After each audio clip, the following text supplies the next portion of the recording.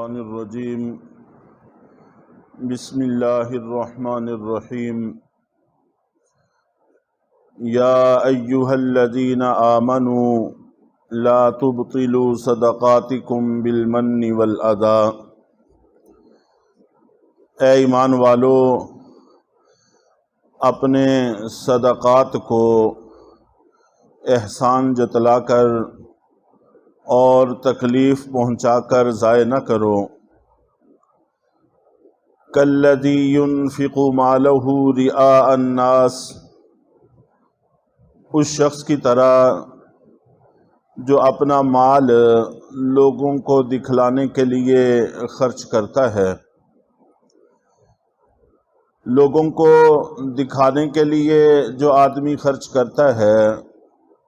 اس کا خرچ کرنا یا اس کے عمل کا ضائع ہونا، یہ بات بالکل واضح تھی۔ اس لیے اس کے ساتھ تشبیہ دی ہے اس عمل کو یا اس خرچ کو جس میں تکلیف پہنچانے کی بات ہو یا احسان جتلانے کی بات ہو۔ تو جیسے غیر اللہ کو دکھانے کے لیے عمل کیا جائے تو وہ ضائع ہو جاتا ہے،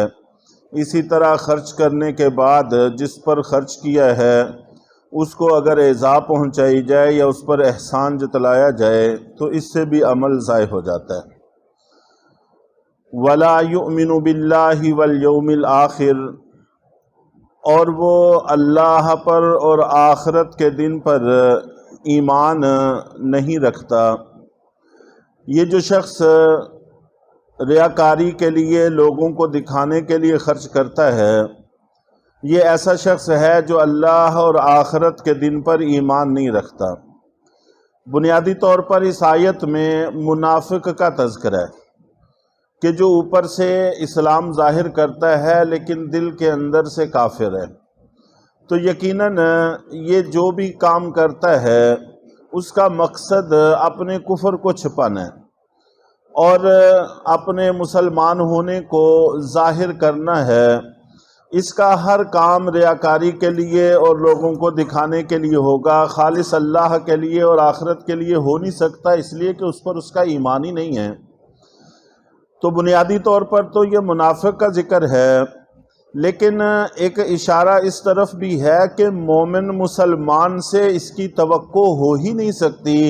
کہ وہ اللہ کے لیے کسی اور مقصد کی غرض سے خرچ کرے، اللہ کے علاوہ کسی اور مقصد کے لیے خرچ کرے، اس سے یہ توقع نہیں کی جا سکتی۔ ظاہر ہے جو بندہ اللہ کو بھی مانتا ہے، آخرت کو بھی مانتا ہے، اور اس کو اس بات کا پتہ ہے کہ میں نے اللہ کو جواب دینا ہے اور آخرت میں اپنے اس عمل کا ثواب حاصل کرنا ہے، تو وہ کسی اور غرض کے لیے کیسے کام کر سکتا ہے؟ تو اس لیے ریاکاری یہ صرف منافق یا کافر سے تو متوقع ہو سکتی ہے، مسلمان مومن سے اس کی توقع قائم ہی نہیں ہو سکتی۔ اس لیے کوشش کرنی چاہیے کہ اپنے اعمال خالص اللہ کی رضا کے لیے ہوں۔ چنانچہ شروع میں جو اللہ کے راستے میں خرچ کرنے کی شرائط ذکر کی تھیں، ان میں سے ایک ایمان یا ایھا الذین آمنوا سے اس کو بیان کیا گیا، اور دوسرا اخلاص کہ اللہ کی رضا کے لیے خرچ کیا جائے، اس کا بھی تذکرہ یہاں پر آ گیا۔ فَمَثَلُهُ كَمَثَلِ صَفْوَانٍ عَلَيْهِ تُرَابٌ، آگے پھر مثال کے ذریعے اس منافق کے عمل کو واضح کیا جا رہا ہے کہ اس کی مثال ایسے ہے جیسے ایک چکنی چٹان جس پر مٹی جم گئی ہو۔ ایک چٹان ہے پتھر کی اور وہ بالکل صاف شفاف ہے، چکنی ہے، اس پر مٹی جم گئی۔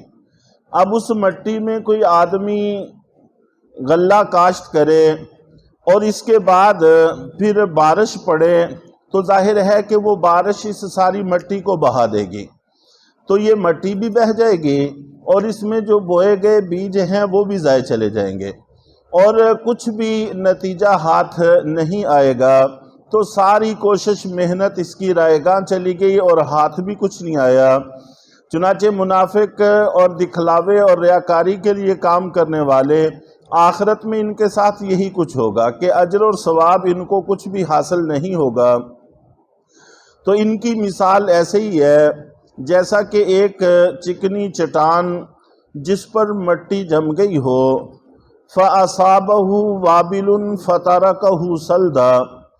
پھر اس پر زور کی بارش پڑے اور وہ بارش مٹی کو بہا کر چٹان کو پھر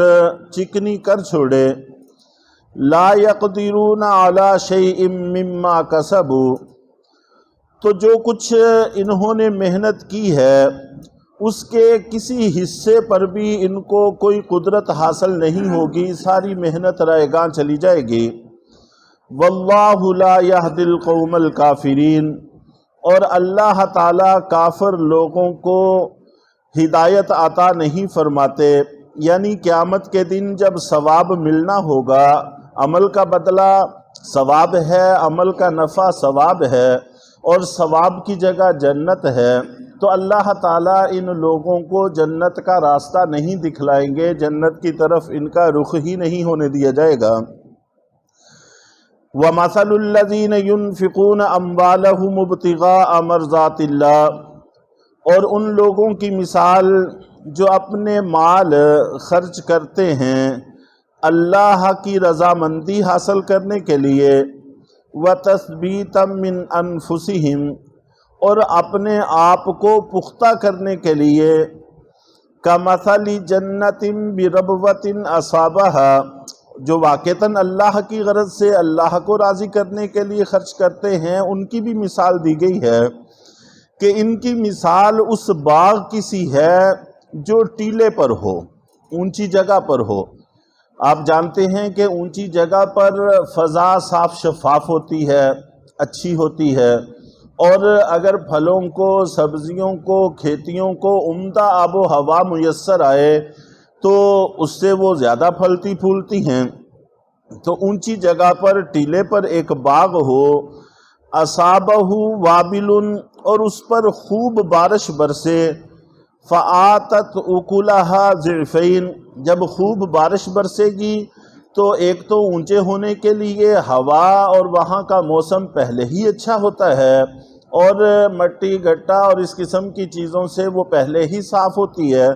اور پھر بارش اس کو اور زیادہ نکھار عطا کر دیتی ہے، اور اسی طرح بارش کے پانی کی طاقت بھی اس کو مل جاتی ہے۔ فآتت اکلها ضعفین، تو وہ باغ دگنا پھل لے کر آتا ہے، اس پر عام باغوں کی بنسبت دگنا پھل لگتا ہے۔ فَإِن لَّمْ يُصِيبْهَا وَابِلٌ فَطَلٌّ، اور پھر اگر اس پر زور کی بارش نہ بھی برسے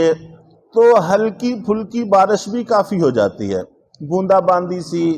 بلکہ بعض نے شبنم سے بھی تعبیر کیا ہے کہ اگر بارش سرے سے برسے ہی نہ تو شبنم بھی کافی ہو جاتی ہے، اس سے بھی پھل وہ باغ لے آتا ہے، یعنی اس کا سیزن کوئی بھی خالی نہیں جاتا، وہ ضرور ثمر آور ہوتا ہے۔ اگر بارشیں اچھی ہو جائیں تو دگنا پھل ہو جاتا ہے، وگرنہ جتنا عام باغ پھل لاتے ہیں اتنا تو بہرحال ہو ہی جاتا ہے۔ واللہ بما تعملون بصیر، اور جو کچھ تم کام کرتے ہو اللہ اس کو خوب اچھی طرح سے دیکھ رہے ہیں، اللہ کی نظروں سے تمہارے کام پوشیدہ نہیں ہیں۔ تو یہاں پر بڑے کھول کھول کر مثالوں کے ذریعے سے یہ بات سمجھائی جا رہی ہے کہ اگر اللہ رب العزت کسی عمل کی توفیق عطا فرمائیں تو کوشش کرنی چاہیے کہ وہ خالص اللہ کی رضا کے لیے ہو، تاکہ آخرت میں وہ ہمارے کام آ سکے، اور آخرت میں اللہ تعالیٰ اس کا ثواب اپنی رضا اور جنت کی شکل میں ہمیں عطا فرمائیں۔